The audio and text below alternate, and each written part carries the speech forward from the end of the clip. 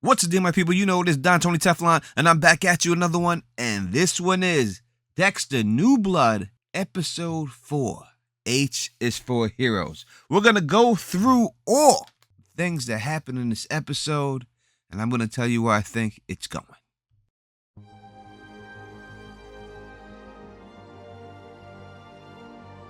What up to all my thugs, nerd freaks, and geeks? You're now rocking with the best of Don Tony Teflon. If you can, please subscribe and click that bell so you can be notified every time I drop a new video. As always, 500 is the likes goal. And if we reach that goal, one commenter who is a subscriber that leaves a comment on this video will win a Dexter New Blood t-shirt. You gotta be in it to win it. Now, I will say, if you check out my promo review video for this episode that we put out, I will say that we definitely nailed this whole episode 100%. There'll be a link in the cards at the end and in the description if you want to go and see exactly how accurate I was giving my predictions for this episode. So the episode starts up and we see Dexter with his sister trying to suss out exactly why this guy would lie and say his son is still alive. Now, I've said in the previous video that the only reason for him to lie is that he's hiding something. He does not want the cops to come and investigate him. And that turns out to be the exact case.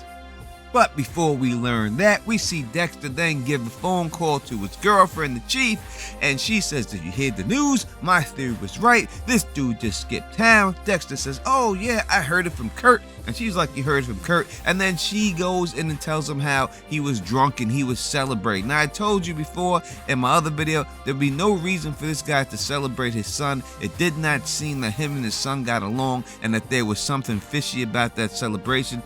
Turns out that was the exact case. After that, we see Dexter talking to his son Harrison. He's trying to bulk up for the wrestling team, and then he goes off to school.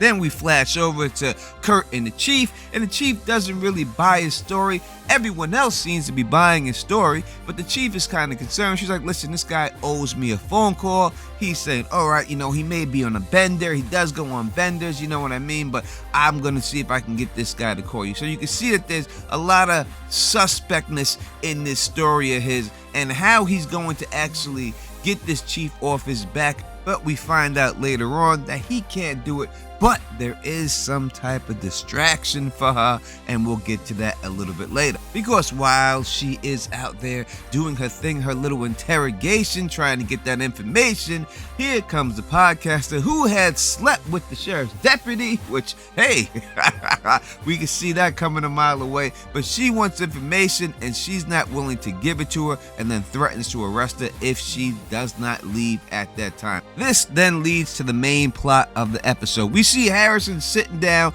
going through his phone, and he stumbles upon this woman's podcast, which it's a murder podcast of serial killers. So he goes through a few, and then bango, bingo, we see the Trinity Killer.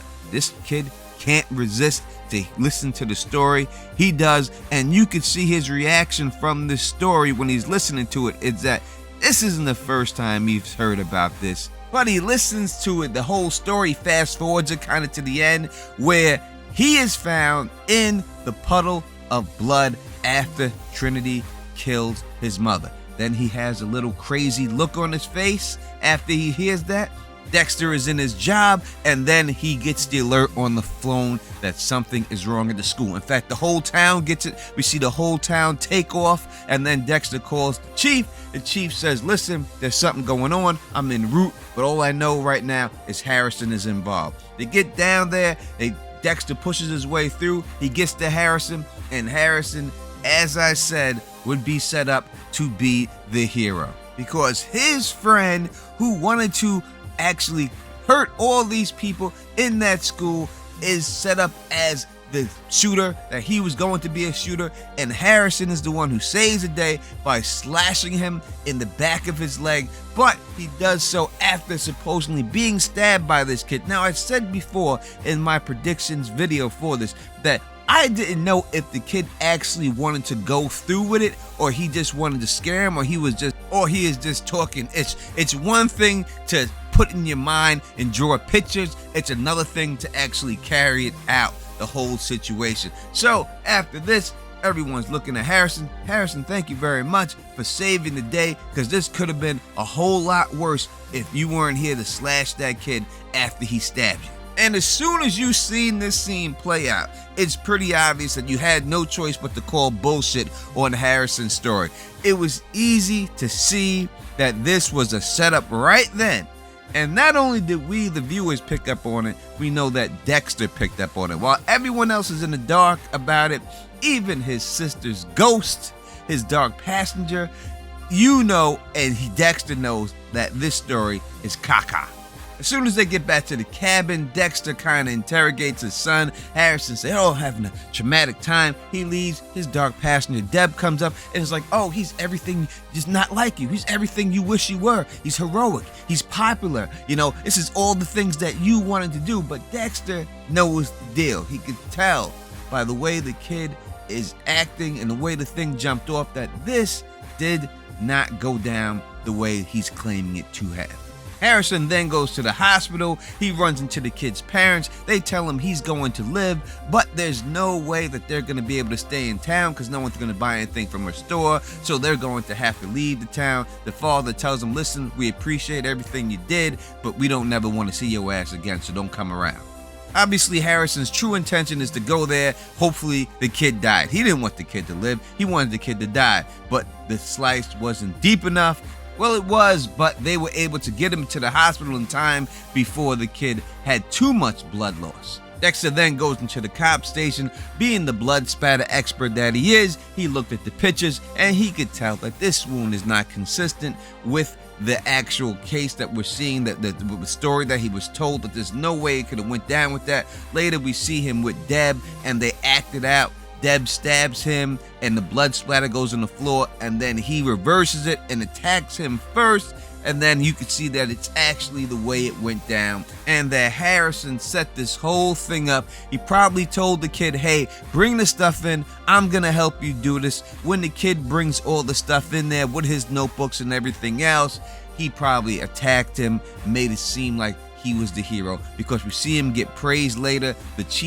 The deputy comes to the school. The kids ask Harrison to get a speech. He gives a speech, but he says at the end of the speech, listen, you guys treated this kid really bad. You bullied him and you made his life hell.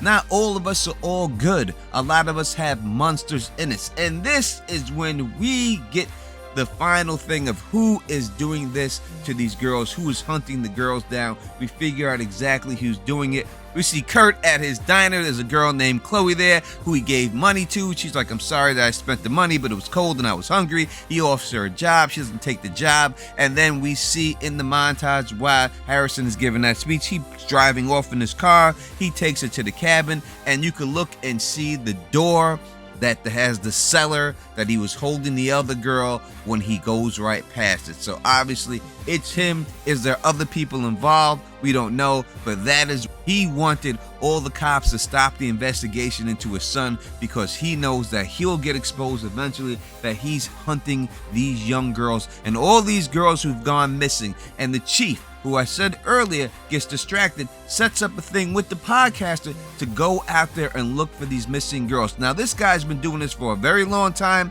and he is going to be the guy who actually did this to her friend, which is the reason why she became a cop in the first place. Now, there could be a twist to this, dealing with it, and I'll talk about it right here real quick.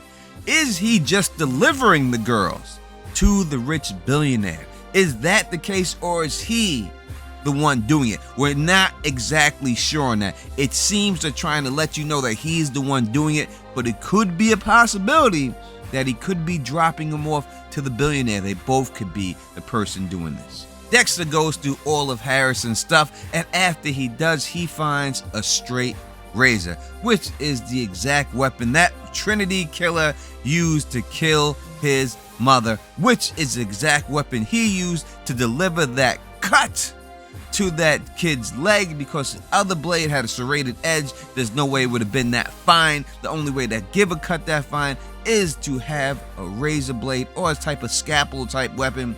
the razor blade is his weapon of choice. Now, in my promo breakdown video, I told you that this kid's dark passenger would be the Trinity Killer. I'm still sticking by that. I think the Trinity Killer will be his dark passenger. He will show up in the episode and start talking to Dexter if they show him in the next 2 episodes. But if they do not show him in the next 2 episodes, it's going to be him talking to Harrison the whole time. Now, what did you think about this episode? I'm going to do my next promo video breakdown after this video, and I'm going to give you my predictions for the next episode because I think I got that one also. Again, tell me, what did you think about this episode? I think we nailed it. I mean, if you look at the promo video, it don't lie. I think we predicted this whole entire episode, but that's how we do on Teflon TV. Look, the links to that video will be in the cards of this video at the end of this video, so definitely go back and check it out and give that a thumbs up for the Don getting that stuff right.